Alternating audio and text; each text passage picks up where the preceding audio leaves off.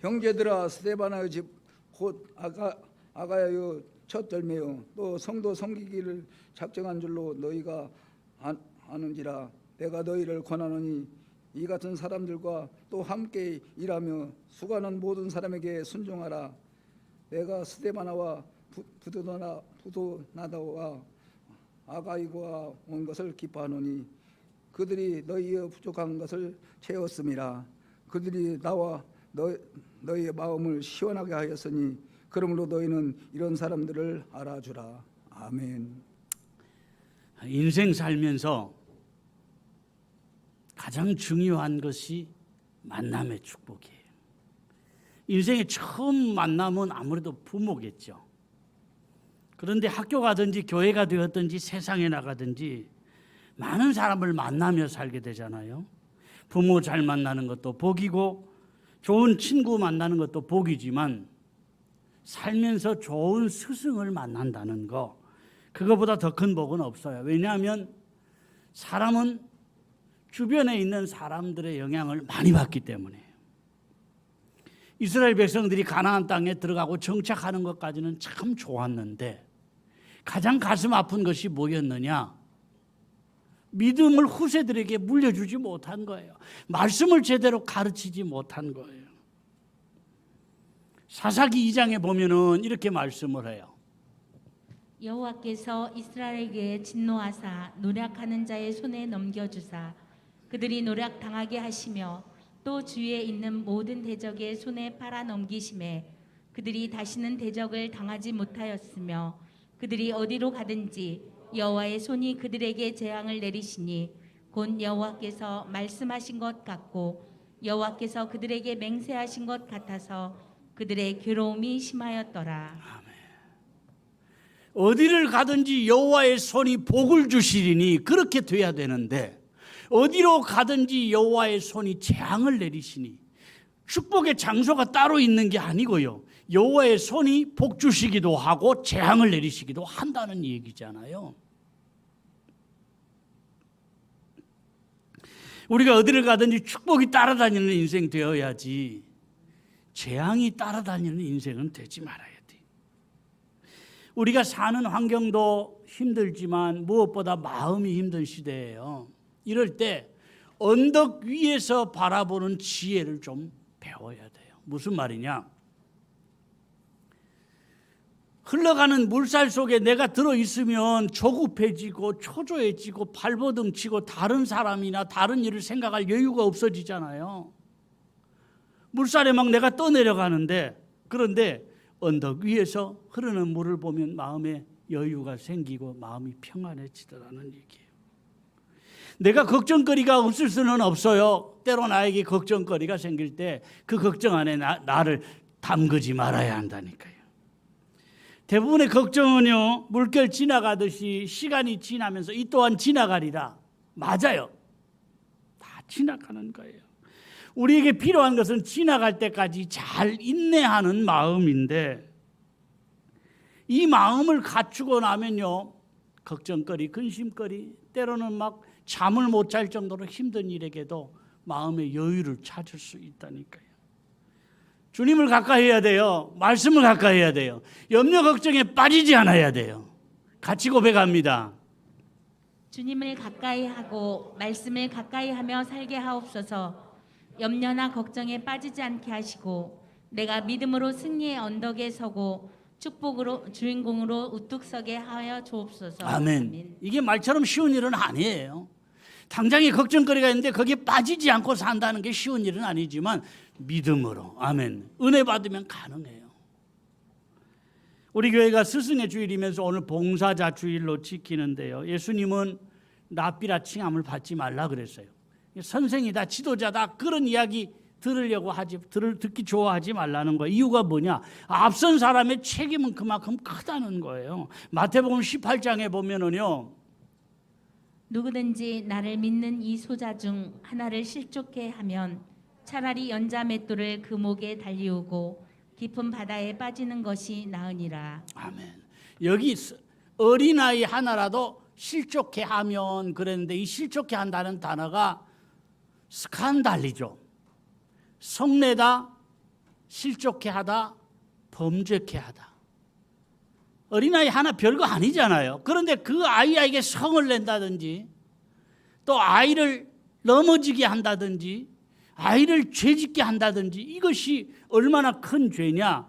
짐승들이 돌리는 큰 연자맷돌을 목에 걸고 바다에 빠져 죽는 게 더 낫다. 그럴 만큼 심각한 죄라는 거예요. 그만큼 앞선 자는 책임이 더 무겁다는 얘기예요. 스승의 역할을 해야 하는 우리 부모님들이나 교사가 우리 사명과 역할을 다시 한번 점검하는 계기가 되었으면 좋겠습니다. 자녀들이나 차세대들은요, 가르치는 대로 배우는 게 아니라 보는 대로 배웁니다. 그래서 어려운 거예요. 가르치는 대로만 따라하면 얼마나 쉬워요. 얼마나 좋아요. 그런데 안 그렇다니까요. 보는 대로 배우는 거예요. 가르치는 대로 배우는 게 아니라. 부모든지 교사든지 아이들에게 침 튀기면서 잘 가르치려고 하는 것보다는요, 내가 믿음으로 사는 모습을 보여주고 내가 은혜 안에 사는 모습을 보여주고 내가 말씀에 순종하는 그 모습을 자녀들에게 보여주어야 돼요. 사실 부모의 사명이나 역할이 가장 큰 게 뭐냐? 자녀 잘 기르는 거예요. 나에게 맡겨주신 내 자녀 잘 기르는 것보다 더 중요한 일은 없어요. 엄마들 많이 활동하셔야 합니다. 능력껏 활동을 해야 돼요. 그러나 자녀 기르는데 소홀하지 말라 그런 얘기예요. 우리가 가장 중요하게 여기는 교회 일도 그렇습니다. 교회 일 열심히 하고 주님의 일 잘하는 거 얼마나 중요해요. 그런데 그거보다 더 중요한 게 뭐냐? 가정일 돌보고 자녀를 돌보는 일이다. 이전에 목사님들은 그저 교회 와서 시간 많이 보내고 많이 헌신하면 믿음 좋다 그랬어요. 그런데 가정을 소홀히 하고 자녀들 내버려 두면서 교회 일 열심히 하는 거 주님이 기뻐하시는 믿음은 아닌 것 같다. 그런 생각이 들어요. 한마디로 교회보다 가정이 우선이라니까요. 그러면 자녀를 어떻게 기를 것이냐? 가장 좋은 자녀 교육은 자녀에게 좋은 기억을 심어주는 거예요. 우리 엄마 아빠 싸울 때는 막 욕하고 싸워요. 심지어는 치고 패고 싸워요. 여러분 이게 별거 아닌 것 같죠? 젊을 때 흔히 그래요. 젊을 때는 많이 싸우면서 사는 겁니다. 그런데 자녀가 보는 부모의 싸움과 부부가 생각하는 싸움과는 좀 달라요. 자녀 눈에 비춰지는 부모의 그 싸움은요, 자녀에게 오랫동안 아니 평생 없어지지 않은 큰 상처가 될 수도 있습니다. 어린 마음에 부모들이 막 큰 소리 치고 욕하고 때로는 뭐 치고 패고 싸우는 그 모습이 자녀들의 마음에는 큰 트라우마가 된다니까요. 결혼하지 않으려고 하는 청년들 가운데 상당히 많은 청년들이 나는 저런 불행의 길 가지 말아야지. 그 마음에 결혼을 안 하려고 하는 거예요. 다음 시간에 다시 말씀이 좀 나오겠지만 어쨌든 많은 청년들이 어릴 때의 상처 때문에 알게 모르게 결혼 생활을 거부하는 거예요. 자녀 낳기를 거부하는 거예요. 말로 아무리 잘 가르쳐도 소용이 없어요. 아이들이 뭐 알겠나 싶지만은요, 우리 자녀를 안고 기도하는 그것이 하나님께도 아름답거니와 자녀들의 가슴에 좋은 기억이 될 줄로 믿습니다. 사실 제 자신을 제 스스로 생각해 봐도 제가 기질로 보나 성질머리로 보나 목사로서는 좀 안 맞는 부분들이 많습니다. 그런데 제가 오늘까지 온 것은 그래도 어머니의 기도 때문이고 하나님께서 붙여주신 아내의 헌신 때문이다. 그런 생각이 들어요. 어머니 그러면 가장 큰 기억이 나를 위해서 기도하시던 어머니. 어머니에게 상처도 있습니다. 자라면서 안 좋은 기억도 있습니다.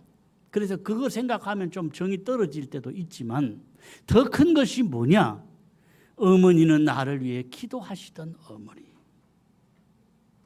여러분, 우리 자녀들이 혹시라도 세상에서 방황하고 딴 길로 가다가도요, 내가 어릴 때 어머니 품에 안겨서 기도하던 그 기억이 가슴 깊이 남아 있어서 기도의 자리가 생각나고 예배의 자리가 기억난다니까요. 술꾼에서 좋은 목회자가 돼 부흥사도 하고 목회도 잘 하시던 지금은 은퇴하신 김종순 목사님. 자기 엄마가 친엄마가 아니라고 생각을 했대요. 왜냐하면 공부 잘하는 형은 늘 학교에 찾아가고 늘 사랑했지만 자기에게는 단 한 번도 공부하라는 소리 들어본 적이 없대요. 사실 저도 공부하라는 말 한 번도 안 들어봤어요. 잘해서 그런지 못해서 그런지는 모르겠어요. 한마디로 내놓은 자식이었다는 거예요. 그래서 저 친엄마가 아닐 거야. 그렇게 살아온 거예요. 어릴 때만이 아니라 어른이 되어서도 어머니의 사랑을 너무 못 느끼고 산 거예요. 그런데 이 양반이 사업하다가 망해서 술꾼이 되고 완전 알코올 중독자로 이렇게 삽니다. 어느 추운 겨울날 저 부천에 사시는 분인데 인천 부천이 많이 춥잖아요. 술을 엄청나게 많이 먹고 얼음바닥에 길거리에 쓰러져 자고 있는데 누가 알려줬는지 엄마가 찾아온 거예요. 그래서 자기 가슴을 풀어 헤치고 아들의 언 발을 자기 가슴에 놓고 막 울부짖는 거예요. 울면서 기도하는데 아버지 하나님, 내가 이 자식을 위해서 다 많이 기도하겠습니다. 그러면서 하는 말이 내 아들 잘 되게 해주세요. 당장 이 알코올 중독이 돼서 얼음판에 쓰러져 죽을지 살지도 모르는 그 아들 언 발을 가슴에 얹고는 내 아들 잘 되게 해주세요. 이제부터 다 아들을 위해서 기도할게요. 그러면서 울면서 기도하는 그 어머니의 음성이 술 취해서 잠들어 있는 아들의 가슴 속에 파고드는 거예요. 차마 술 기운에도 엄마 얼굴을 볼 수가 없어서 고개를 돌리고 울었대요. 그런데 그동안에 어릴 때부터 받아온 상처와 트라우마가 엄마의 그 눈물의 기도 앞에서 다 씻어지듯이 사라지더라는 거예요. 술을 얼마나 많이 먹고 얼마나 많이 젊을 때 방황을 했던지 나중에 목회를 하면서도 몸이 많이 안 좋았어요. 뭐 신장이 망가지고 뭐 어떤 부분이 망가지고 이래서 몸이 많이 안 좋았는데도 이 부흥사로 왕성하게 활동을 하시다가 지금은 은퇴를 하셨습니다. 여러분, 우리 교사도 그렇습니다. 우리 부모님들도 그렇습니다. 잘 가르치는 것 못지않게요, 기도하는 교사. 자녀를 위해 기도하고 우리에게 맡겨진 아이들을 위해 기도할 뿐 아니라 할 수만 있다면요, 자녀를 안고 우리 아이들을 안고 기도해 주는 교사. 아멘. 다른 게 없어요. 가정이 좋아지고 교회가 좋아지고 나라가 좋아지는 것은요, 우리 차세대들을, 우리 자녀들을 믿음으로 기르는 길밖에 없다니까요.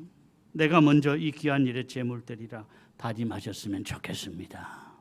사명 그러면 우리 거창한 것 생각하는데 하찮은 일이라도 주님이 나에게 해야 할 일거리를 보여주시고 깨달음을 주시면 그게 사명이에요. 내게 뭔가 헌신할 수 있는 기회를 주시면 나를 드리고 내 시간을 드리고 내 몸을 드리고 내 힘을 드리면 돼요. 그러면 예비하신 축복이 내 것이 되고 우리 가정의 것이 된 줄로 믿습니다. 역사를 보면요, 옛날 양반들 오래 못 살았어요. 왕들 오래 못 살았어요.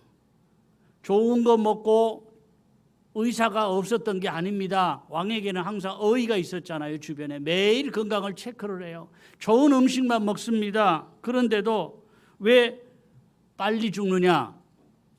이주 시대에는요, 왕들의 평균 수명이 대단히 짧았어요. 40살 이전에 죽는 왕들이 많았어요. 왕들이 왜 오래 못 사냐? 첫째는 좋은 거 먹기 때문에, 둘째는 스트레스 때문에. 좋은 거 먹는데 왜 오래 못 사냐? 영양가 있는 좋은 것들을 챙겨 먹으면서 활동은 안 하니까, 일을 안 하니까 수명이 짧아진 거예요. 또 하나 스트레스는 왕이 지 마음대로 하는데 저거 죽여라 그러면 죽이고 저거 살려라 그러면 살리고 이거 해라 그러면 백성들이 다 왕의 명령대로 하는데 무슨 스트레스냐? 요즘 대통령과는 다르게 이전 왕들은요, 참 좋은 마음을 가졌어요. 흉년이 들어서 비가 안 오고 농사가 안 되면 내가 부덕해서 그런 마음 가졌다니까요, 왕이. 백성들이 가난하게 살면 내가 부덕해서, 강한 적들이 쳐들어오면 내가 부덕해서 그런 마음 가지니까 나라가 잘 되고 모든 거 좋을 때는 괜찮은데 왜 힘든 일이 없어요? 사람 사는 일에 왜 어려운 일이 없어요? 그럴 때마다 내가 부덕해서 마음의 짐이 그만큼 무거웠다는 얘기예요. 여러분, 내가 이 나이 들어서 이렇게 일하면서 살아야 되냐 그런 생각이 있거든. 빨리 생각을 바꾸셔야 돼요. 일할 수 있는 건강이 있으면 감사한 거고요. 집안에서 청소기도 제대로 못 돌릴 정도로 몸이 아픈 사람들이 의외로 많습니다. 청소기 좀 돌리다가도 힘들어서 쉬고 집안일조차도 제대로 못하는 분들이 의외로 많아요. 그런데 나이와 상관없이 내가 일할 수 있는 건강이 있다는 게 복이고요. 또 내가 살아있는 동안 일거리가 있다는 것이 축복이라니까요. 왜 그러냐? 주님이 나를 안 쓰시면요, 악한 영이 나를 쓴다니까요. 원리가 그래요. 내가 주님의 은혜 안에 살고 내가 믿음으로 살아야지. 은혜에서 멀어지고 믿음에서 멀어지면 자연스럽게 내 육신이 원하는 대로 살고 악한 영에 종되어 사는 거예요. 교회 안에 머물면서도 얼마든지 악한 영에 종되어 살 수 있다니까요. 내가 주님의 일에 작은 부분이라도 쓰임 받거든 주님께 감사하며 그것이 복인 줄 알고 사셨으면 좋겠습니다. 중요한 거 15절 16절입니다. 형제들아, 스데바나의 집은 곧 가야의 첫 열매요 또 성도 섬기기로 작정한 줄을 너희가 아는지라. 내가 너희를 권하노니 이 같은 사람들과 또 함께 일하며 수고하는 모든 사람에게 순종하라. 아멘. 아가야 지역에서요, 전도에서 처음 얻은 열매가 스데바나의 가정인데 이 가정이 교회를 섬기고 성도들을 섬기는 일에 가장 앞장섰더라는 거예요. 이 스데바나의 가정뿐만 아니라 함께 일하며 수고하는 많은 사람들이 있었더라는 거예요. 18절에 보면은요, 그들이 나와 너희 마음을 시원하게 하였으니 그러므로 너희는 이런 사람들을 알아주라. 여기 알아주라 이 말이요, 이 기노스코란 말도 안다는 단어인데 조금 의미가 달라요. 에피기노스코. 단순히 알 뿐 아니라 이해하다, 그런 뜻도 있어요.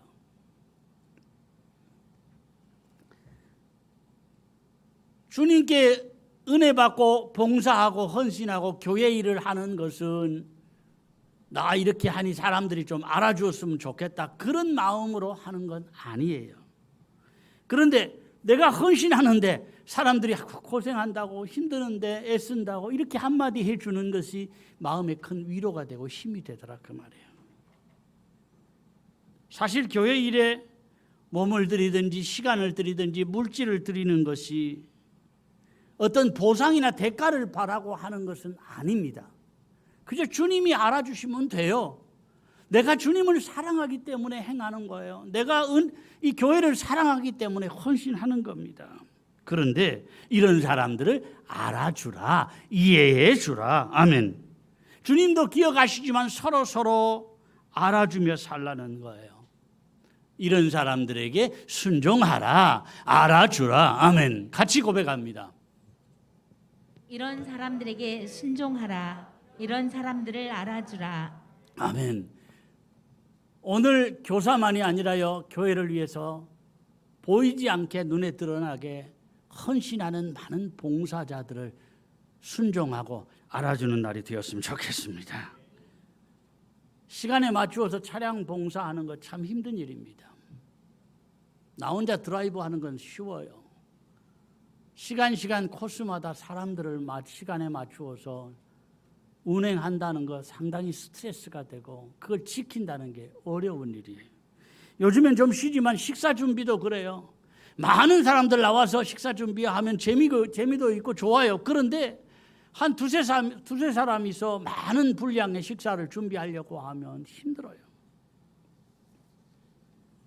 강단에 화단을 놓고 이렇게 화분을 놓고 강단을 관리하는 것도 참 어려운 일이에요. 겨울에는 잘못하면 얼어 죽으면 속상하고요. 여름에는요, 이 꽃이 싫어하는 게 뭔지 아세요? 에어컨입니다. 여름에 에어컨 안 낄 수는 없잖아요. 그런데 에어컨 바람이 너무 세면 부분이 상처받고 이게 시들고 빨리 죽어요. 그러면 그걸 또 다 따내야 되고요. 마음 쓸 일이 이게 한두 가지가 아니거든요. 집안 청소하기도 힘드는데 어쨌든 교회에 나와서 청소하는 손길이 있기에 매주 우리가 깨끗하게. 여러분, 우리 교회처럼 화장실 깨끗한 교회가 별로 없습니다. 정말 깨끗해요. 희생하는 헌신이 있기 때문에.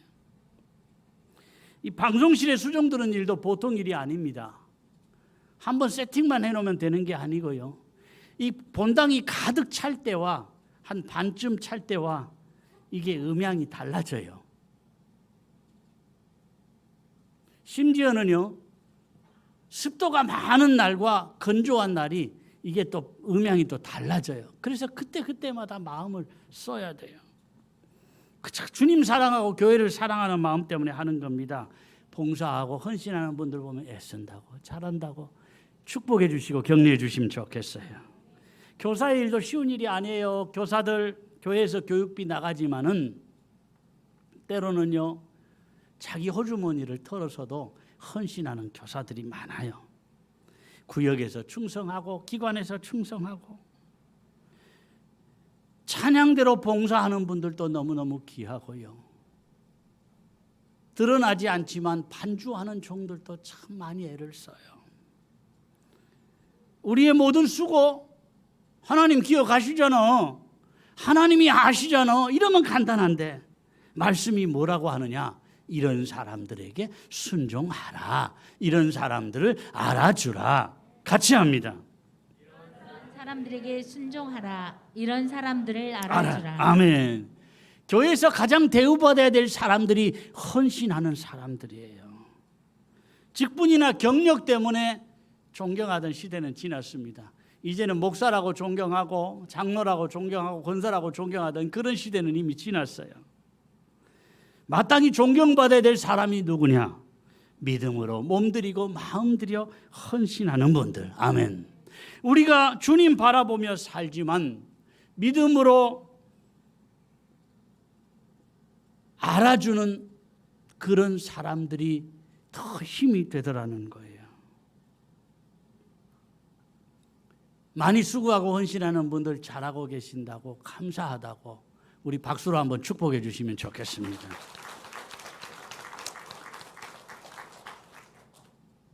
목사는 지하고 싶은 대로 다 하고 할 말 다 하는데 뭔 어려움이 있겠나 싶죠. 여러분, 앞선 사람은요, 다른 사람이 모르는 어려움이 있고 아픔이 있어요. 자기 혼자 살 때는요, 자기 일만 잘하면 되잖아요. 그런데 결혼해서 가장이 되고 아빠가 되면 가정의 경제부터 모든 마음 쓸 일이 많아지는 것과 같은 이치예요. 목회자는 단순히 설교하고 신방하는 것뿐 아니고요, 마음 써야 할 일들이 많다니까요. 목사가 힘들면 기도하지 뭔 소리냐 그럴지 몰라도 주님께 기도하는 것과 주님이 주시는 위로와 또 사람들이 주는 위로나 격려와는 좀 다른 거예요. 목사의 마음을 이해해 주는 한 사람, 그 한 사람 때문에 힘들던 마음의 힘을 찾고 흐트러졌던 마음이 다시 되잡아진다니까요. 목사만이 아니라 우리 기관에서도 책임을 맡아 힘들 때 알아주는 한 사람, 구역에서도 책임을 맡아 힘들 때 알아주는 한 사람 중요해요. 별거 아니지만 이게 힘이 되고 용기가 되고 능력 있는 사역을 한다니까요. 우리가 바라기는 할 수만 있다면 주님께 부름받은 우리가 서로서로 붙들어주고 서로서로 알아주고 서로서로 축복해주며 살면 좋겠습니다. 같이 고백합니다. 서로서로 알아주고 축복해 줌으로 점점 축복의 가정 되고 갈수록 더 잘 되는 가정 되게 하옵소서. 아멘. 우리 가정에서부터 아내는 남편이 힘들어하는 거 알아주고 남편은 아내가 힘들어하는 거 알아주고, 자식들 먹여주고 입혀주고 돈 주는데 뭔 걱정이냐? 아닙니다. 아이들은 아이들대로 힘든 부분이 있는 거예요. 부모가 자녀의 아픔을 알아주고 축복해 주므로 가정이 점점 축복의 가정 되고 갈수록 더 잘 되는 가정 되시기를 주님의 이름으로 축원합니다. 우리 찬양하겠습니다. 주님 다시 오실 때까지 나는 이 길을 가리라.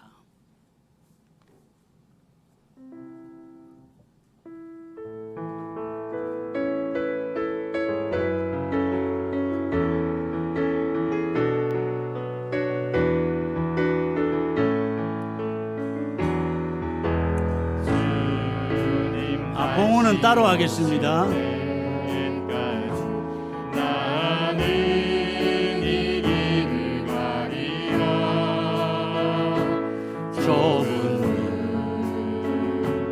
좁은 길 나의 십자가 주 나의 가는 나는 주님을 보리라. 영광에 내 주님 나를 맞아주시니 주님 다시 오실 때까지 주님 다시 오실 때까지 나는 일어나 달려가리라. 주의 영광 온 땅 덮을 때 나는 일어나 노래하리. 내 사모하는 주님 사모하는 주님 온 세상 부르시고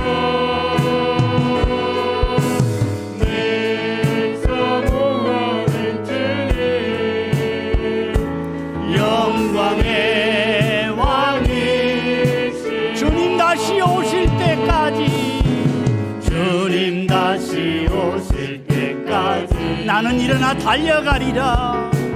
나는 일어나 달려가리라. 주의 영광 온 땅 덮을 때 나는 일어나 노래하리. 나는 일어나 내 사모하는 주님 온 세상 구주시라. 내 사모하는 주님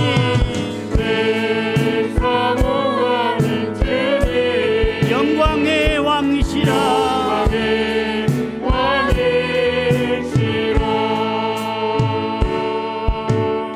아멘. 주 예수 그리스도의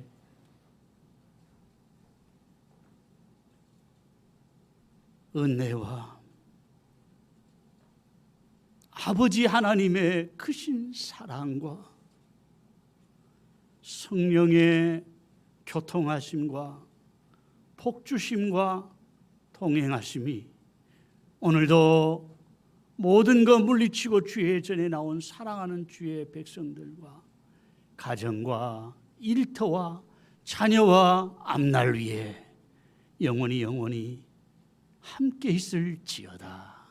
아멘. 주님 영광을 받으시옵소서.